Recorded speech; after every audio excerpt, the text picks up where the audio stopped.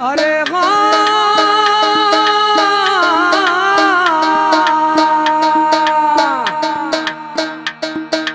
अंगना पधारो महारानी, ये मैया अरे अंगना पधारो महारानी, मोरी शारदा भवानी। अंगना पधारो महारानी, मोरी शारदा भवानी रे। अंगना पधारो महारानी, मोरी शारदा भवानी।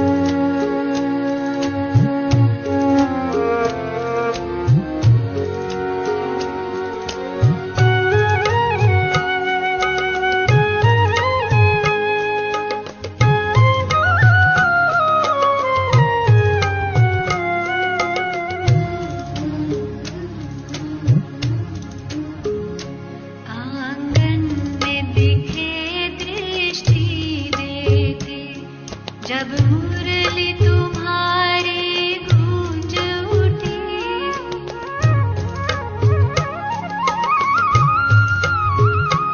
आंगन में दिखे दृष्टि देते। जब मुरली तुम्हारी गूंज उठी, जब सभा में कोई चिड़िया चहकी, जब सभा में कोई चिड़िया बजने लगा, सजने लगा, कोई लौट के आए। सोच लिया, लेने वाले का हाथ सदा नीचे।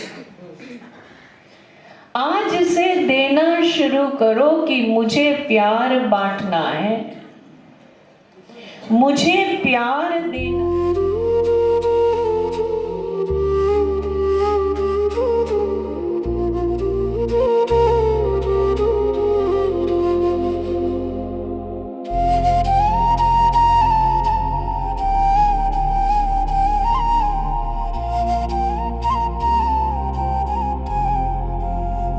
ओ बाबा प्यारे,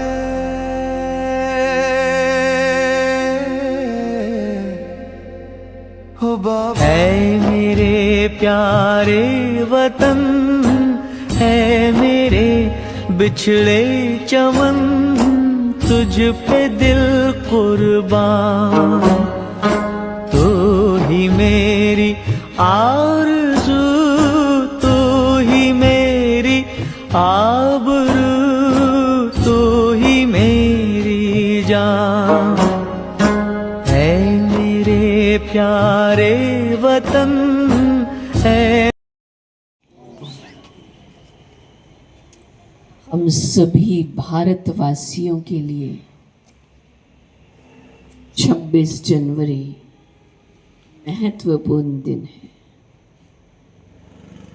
सबसे पहले 15 अगस्त 1947 में हमारा देश आज़ाद हुआ और हमने आज़ादी की सांस ली। और फिर सबसे महत्वपूर्ण कार्य होना था देश के लिए संविधान लागू होना। देश का संविधान 1950 में बनकर तैयार हुआ और यही आज का दिन ही वो दिन है जब देश का संविधान 26 जनवरी 1950 में लागू हुआ। देश को चलाने के लिए, हमारे जीवन को आगे सदा उन्नत की ओर ले जाने के लिए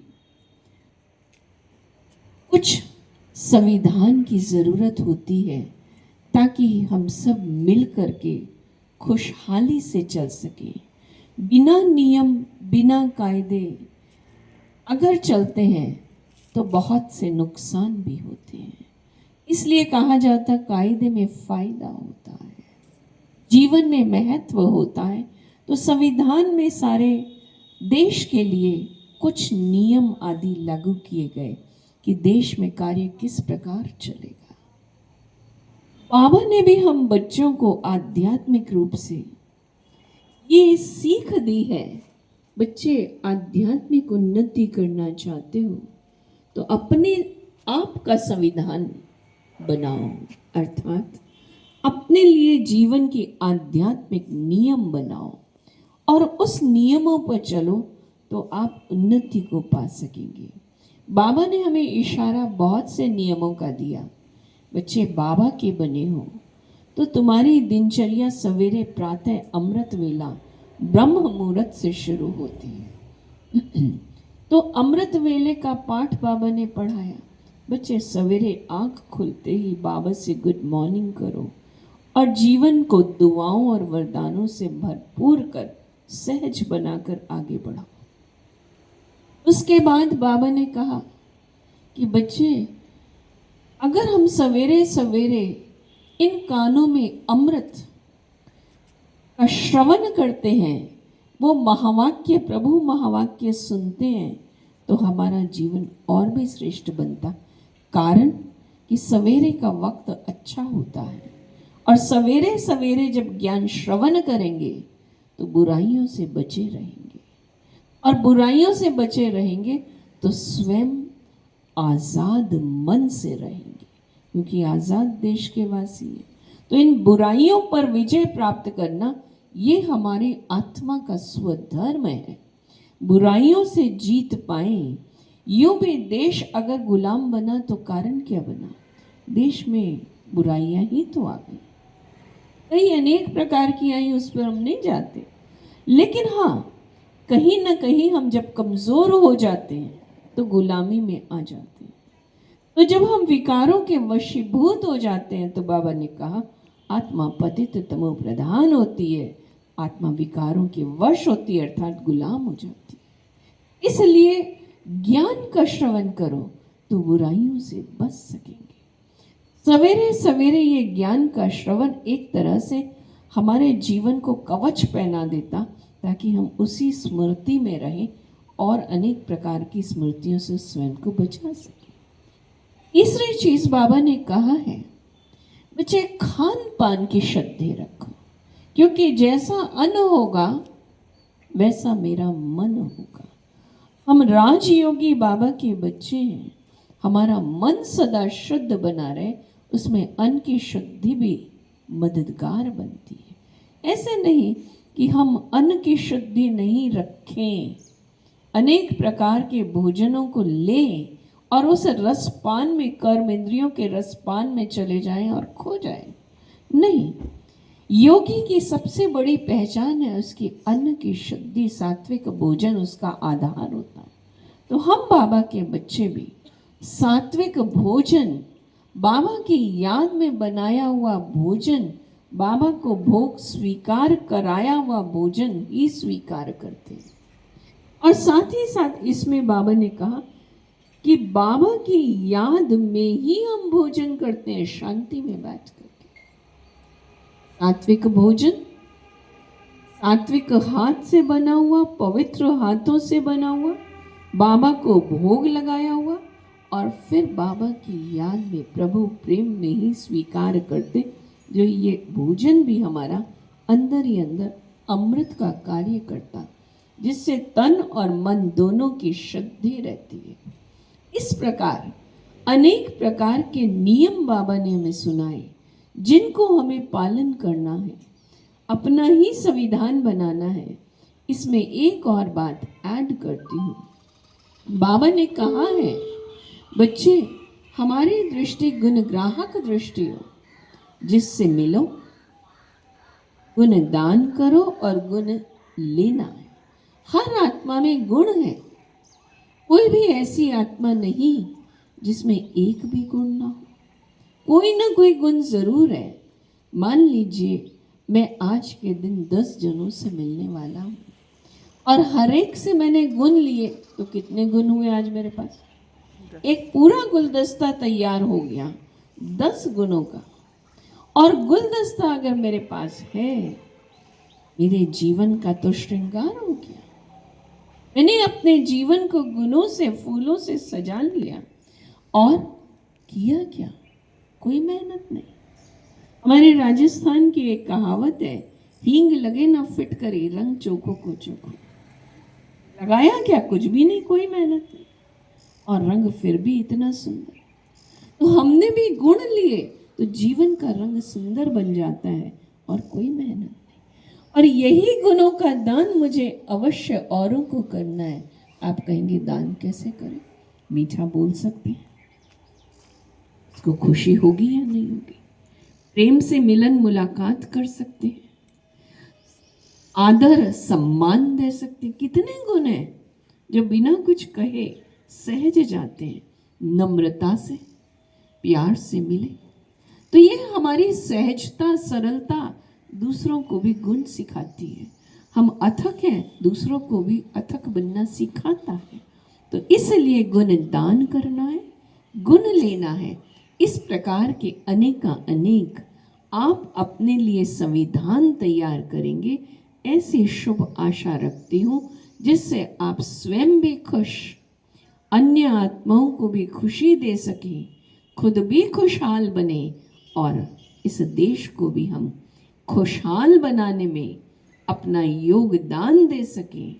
यही शुभ आशाओं के साथ आज के दिन की गणतंत्र दिवस की बहुत बहुत बधाई बधाई बधाई। दमक से बर्तन पात्र नहीं कहलाता। शुरू में पद्य है, गद्य है, फिर पद्य है। चमकीले चित्रों का पोथा शास्त्र नहीं कहलाता। मस्तक ऊंचा करके जब तक चले न लोग जहाँ के, तब तक कोई देश साथियों राष्ट्र नहीं कहलाता।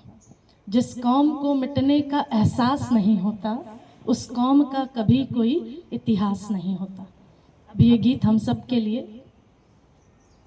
कुछ सीधे साधे प्रश्न हैं, जवाब दीजिए, बस अपनी आत्मा को ही जवाब दीजिए।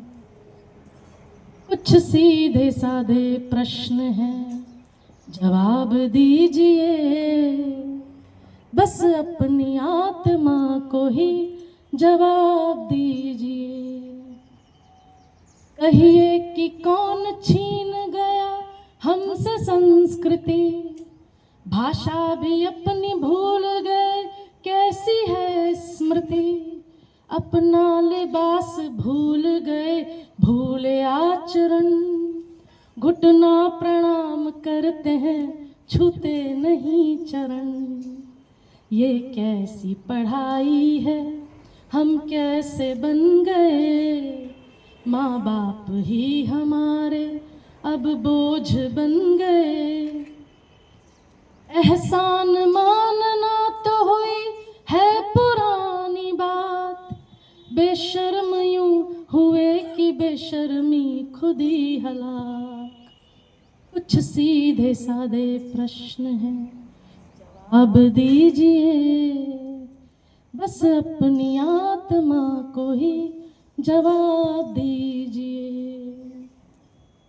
दिन में कितनी बार झूठ बोलते हैं आप, क्या अपने आप को कभी टटोलते हैं आप।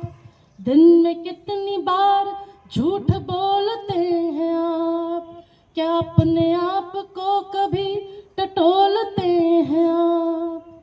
अब कसम से एक कसम सच्ची खाइए, और कितनी झूठी कसमें खाते हैं बताइए। दूसरों के दुख में क्या भीगते हैं नैन, अन्याय होता देख मन क्या होता है बेचैन। अगर नहीं तो जानिए पशु हो गए हैं आप, इंसान की खाल ओढ़े छिपे फिरते हैं जनाब। कुछ सीधे सादे प्रश्न हैं, अब दीजिए बस अपनी आत्मा को ही जवाब दीजिए।